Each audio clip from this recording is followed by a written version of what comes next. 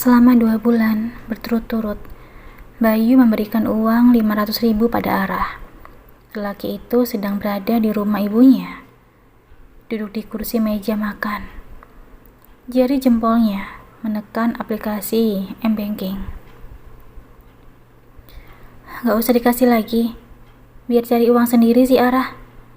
Lasri merebut ponsel Bayu. Bibir perempuan tua itu memberut. Tapi aku sudah janji. Lagi pula gak banyak bu, kata Bayu. Enak aja, ibu gak ngizinin kamu ngasih uang ke Arah. Urus saja perceraianmu dengan Arah secepatnya. Lastri menaruh kembali ponsel Bayu. Proses perceraian Bayu dan Arah sedang berjalan. Gisel yang membayar biaya pengacara supaya cepat selesai. Bayu dan Gisel sudah melakukan foto prewedding, sudah memesan gaun pengantin. Bagaimana renovasi rumahnya, Bu? Tanya Bayu. Dia urung mengirimkan uang bulanan untuk Arah. Sudah hampir selesai. Ibu akan pindah ke sana. Sedangkan rumah ini akan ibu kontrakan, jawab Lastri.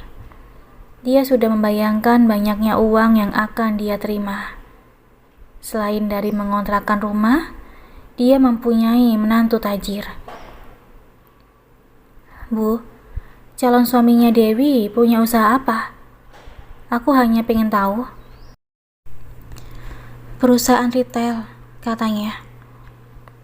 Perusahaannya apa namanya? Wah, nggak tahu. Lupa nggak tanya. Tapi dari mobilnya kan udah kelihatan mewah. Bayu mengetik nama Danu Barata di kolom pencarian Google. Siapa tahu muncul profilnya. Tetapi tidak ada. Bayu berpikiran mungkin orang tua Danu yang kaya. Bisa jadi seperti itu. Ibu sudah pernah ke rumahnya Danu? Selidik Bayu. Sudah, rumahnya bagus sekali. Kok kamu mencurigai Danu? Tanya Lastri. Ibunya, ayahnya sangat baik. Kapan-kapan aku ingin mengundang orang tua Danu makan siang atau makan malam di restoran, papar Bayu. Nanti ibu sampaikan ke Danu. Aku tunggu. Bayu lantas berangkat bekerja. Laki itu tidak lagi mengendarai motor metik, melainkan mobil sedan pemberian Gisel. Pada siang hari, Lastri dan Dewi dijemput Danu. Mereka ke rumah milik Bayu yang pernah ditinggali Arah.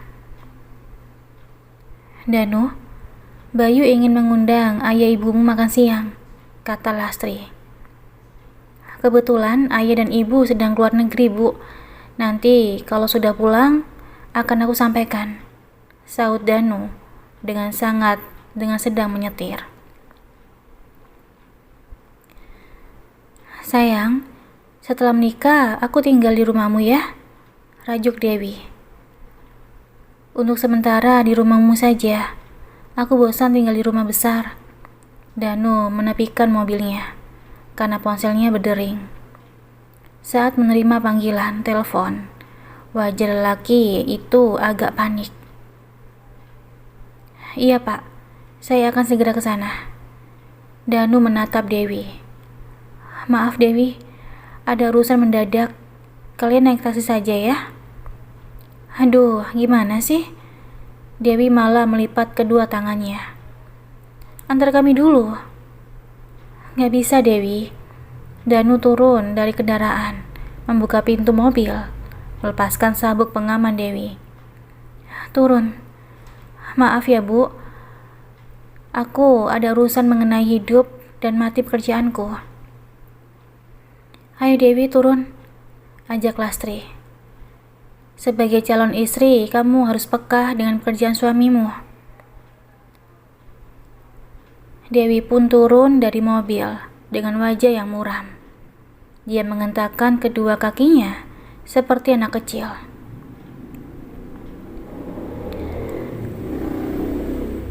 Ara ngekos di kamar kecil. Setiap hari dia masih membuat rempeyek kacang.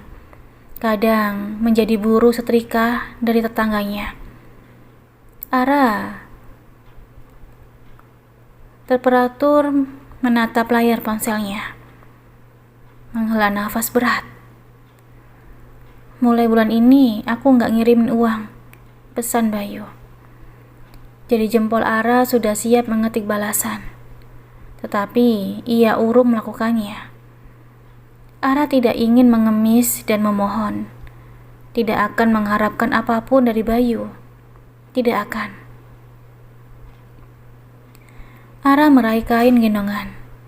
Dia akan menitipkan rempeyek ke dua warung makanan. Perempuan berusia 27 tahun itu berjalan menyusuri jalan sambil menggendong Zoya. Kedua tangannya menjinjing dua kantong plastik.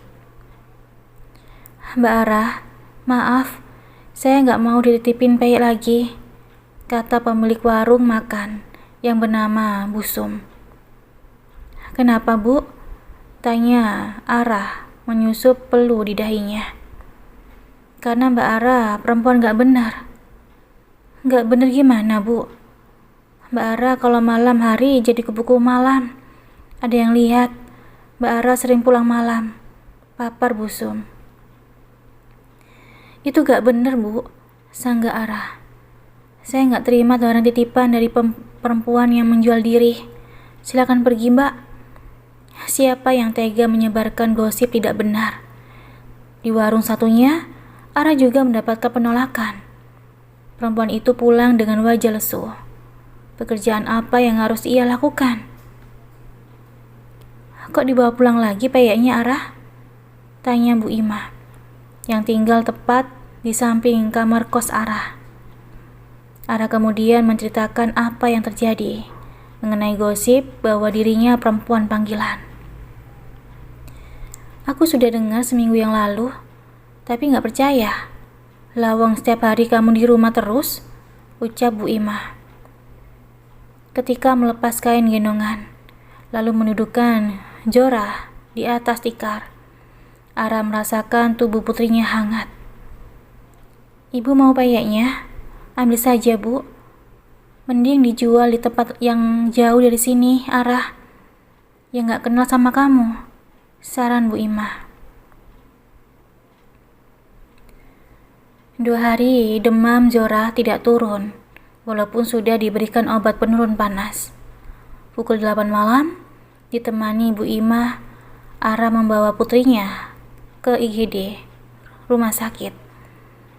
Dokter menyarankan rawat inap, karena selain suhu panas tinggi, Zora juga muntah.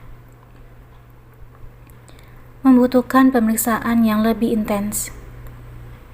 Saat mendaftar untuk proses rawat inap, petugas loket pembayaran mengatakan BPJS milik Zora tidak bisa digunakan karena menunggak setahun. Ara terkejut, mengira Bayu masih membayar iuran asuransi tersebut.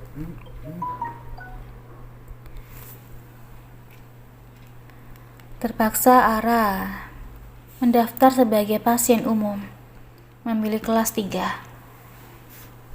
Ara yang sedikit panik, gugup, dan lelah duduk di samping ranjang. Bu Ima mencoba menghibur Ara. 1 jam kemudian, Zora dipindahkan ke kamar rawat inap.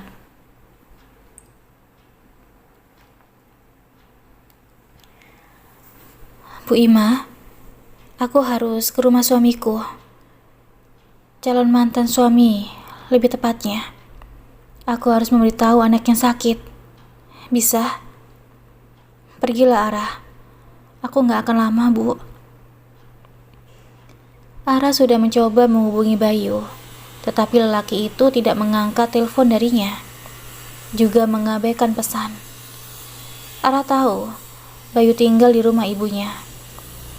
Dengan menggunakan ojek online, Ara sampai di depan rumah Lastri setelah menempuh perjalanan 20 menit. Cuaca sepertinya tidak mendukung Ara. Hujan tumpah ruah di bumi. Ara berlari melewati halaman. Dia mengelap rambut dan wajahnya yang sedikit terkena air hujan. Lalu menekan bel beberapa kali. "Ngapain tengah malam kesini?" gerutu Dewi. "Mas Bayu mana, Dewi?" "Zora dirawat di rumah sakit." Ara memandang adik iparnya penuh harap. "Belum pulang, sedang bersama calon istrinya." "Alamat rumah calon istrinya di mana?" "Aku nggak tahu, Mbak. Di kamar apa Zora dirawat?" "Dahlia, Dewi. Rumah sakit Mutiara Harapan." "Aku coba beritahu Mas." Lasri muncul di belakang Dewi. "Ada apa ribut-ribut?" "Bu, Zora dirawat di rumah sakit. Butuh biaya. Aku ingin bertemu Mas Bayu." Jelas Ara tidak sabaran. "Tunggu di situ," perintah Lasri. Tidak lama berselang, dia keluar dari kamarnya. Perempuan tua itu berdiri di teras, menghamburkan uang yang lantas terjatuh di rumput. "Ambil uang itu, pakai mulutmu. Kau minta uang untuk Zora, kan?" Kedua tangan Ara terkepal kuat. Nafasnya memburu karena ledakan amarah. "Zora cucumu, Bu Lastri, yang terhormat," teriak Ara. "Bukan, aku tidak menganggap Zora sebagai cucuku." "Dewi, ayo masuk." Lastri menarik lengan Dewi. Pintu dibanting dengan keras. Ara memandang uang yang bercecer di rumput basah. Dia berdiri cukup lama sebelum akhirnya meninggalkan teras rumah Lastri. Ara tidak mengambil uang tersebut. Ara tidak langsung ke kamar rawat inap. Dia membeli 4 roti sisir dan teh panas di warung yang buka 24 jam yang berada di sebelah rumah sakit. Lalu dengan langkah gontai, Ara menyusuri lorong rumah sakit yang sepi. Pikirannya terbelah. Hatinya tersayat senyeri. Dia juga menyesali diri membawa Zora keliling menjajakan dagangannya. Sampai di kamar rawat yang dihuni 4 pasien lain, Ara menatap Zora yang tidur. Tangan kecilnya terpasang infus. "Bu Ima, maaf, aku agak lama," ucap Ara, setengah berbisik karena tidak ingin mengganggu pasien lain. "Bagaimana?" tanya Bu Ima. "Aku gak ketemu Mas Bayu. Ponselnya pun gak aktif." Ara menahan tangisnya. "Kalau berkenan, izinkan saya membantu." Ara menoleh. Seorang perempuan parubaya yang masih sangat cantik berdiri di ujung ranjang. "Tadi aku cerita sama Bu Otijas kalau kamu kesulitan mencari biaya rumah sakit," jelas Bu Ima. "Ayahnya Zora sulit dihubungi juga." "Maaf ya Ara, aku lancang." Perempuan bernama Otijas itu menaruh amplop di atas ranjang. "Pakai saja dulu. Cucuku juga sakit, dirawat di kamar sebelah. Aku tahu bagaimana rasanya berada di posisimu, karena dulu aku pernah mengalaminya." Ara bimbang menerima bantuan dari orang asing. "Akan saya simpan. Siapa tahu ayahnya Zora akan datang sebelum Zora pulang dari rumah sakit," ujarnya. Kedua mata coklat Ara memandang amplop berisi uang. Beralih pada Otijas. Wajah perempuan itu begitu teduh. Semoga saja Otijas memang malaikat penolong.